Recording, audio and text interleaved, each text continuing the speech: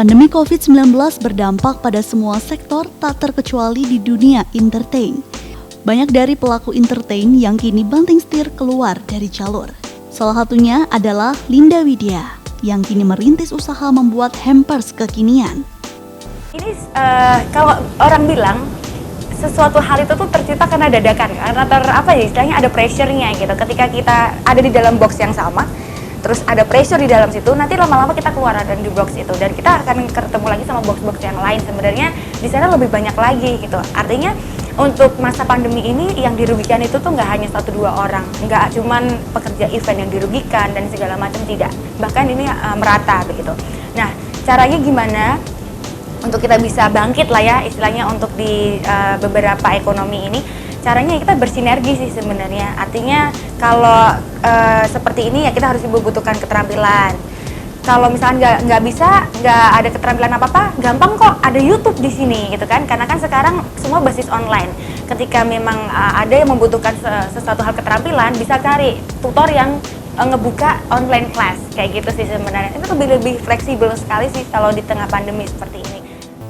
Banyaknya warga yang tidak bisa mudik tahun ini ternyata menjadi peluang usahanya terbuka lebar. Bahkan permintaan hampers juga meningkat. Ide yang bisa dibilang spontan tersebut ternyata diminati banyak orang yang ingin memberikan bingkisan pada keluarga di kampung halaman. Tanpa disadari, tingginya permintaan hampers ternyata turut menghidupkan roda perekonomian para pengrajin keranjang untuk hampers.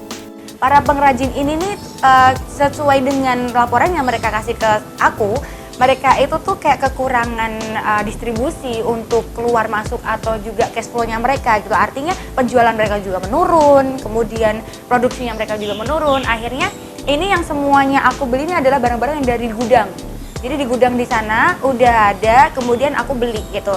Masalah pendekatannya sama customer aku nantinya tetap sama dengan isiannya. Kemudian nanti kalau misalkan ada yang beda-beda keranjangnya, itu tinggal beda bentuk-bentuknya aja. Kayak misalkan yang ini dia ada sendernya, cuma kalau sendernya kan habis, permintaan udah gede tuh. Nanti ada lagi keranjang yang lain dengan harga yang sama, dengan kapasitas yang sama dan isiannya yang sama gitu. Cuman sekitar gimana caranya kita untuk kreasi ulang gitu aja sih sebenarnya. Dibanderol dengan harga yang terjangkau, yakni mulai Rp170.000 hingga Rp250.000, hampers kekinian ini semakin banyak diminati pasar di Yogyakarta. Tidak hanya momen lebaran saja, ke depan The Lins berencana menerima hampers untuk hari raya lain atau momen tertentu, seperti untuk hantaran pernikahan. Harapannya pastinya saya pengen The Lins Hampers ini tidak hanya bekerja dalam waktu-waktu tertentu saja. Artinya semua orang juga butuh hadiah. Dan semua orang itu kalau misalkan diberikan hampers atau as a gift gitu ya, sebagai hadiah itu pasti akan senang gitu.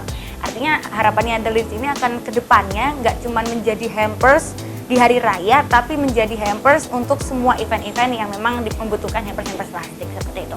Kalau ditanya pastinya misalkan ada kapasitas yang lebih banyak lagi untuk pesanannya, dibutuhkan karyawan, ya pastinya. Tetapi saya akan merekrut karyawan yang memang dari dekat-dekat rumah dulu.